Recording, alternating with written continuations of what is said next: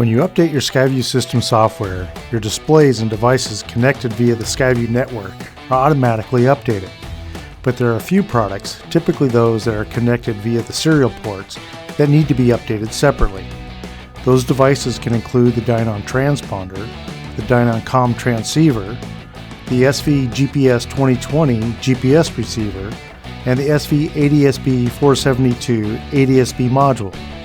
Whenever you update software, always power your SkyView system directly from ship's power with a well-charged aircraft battery to ensure power is not lost during updates. Use ground power if available for additional protection. Do not update software by powering SkyView from its backup battery. Determine if the Dynon transponder requires additional updates. Go into the main setup menu by pushing and holding buttons 7 and 8.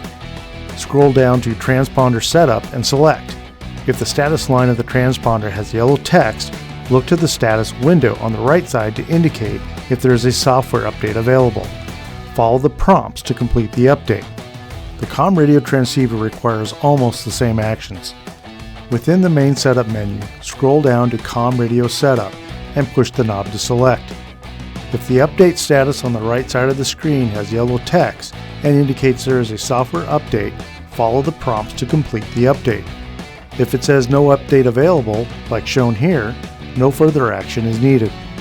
For the SV GPS 2020, again within the main setup menu, scroll down to Local Display Setup and select.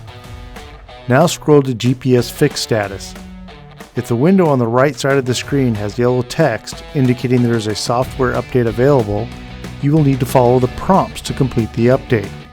If there is no indication, then no further action is needed. Finally, for the SV ADSB 472 ADSB receiver module, scroll down to ADSB status and select. If an update is available, it will be indicated on the firmware version line. Follow the prompts if a software update is needed. Thanks for watching this quick tip video. For more, be sure to visit the Dynon YouTube channel. If you haven't already, hit those subscribe and notification buttons now so you'll know when new content has been released.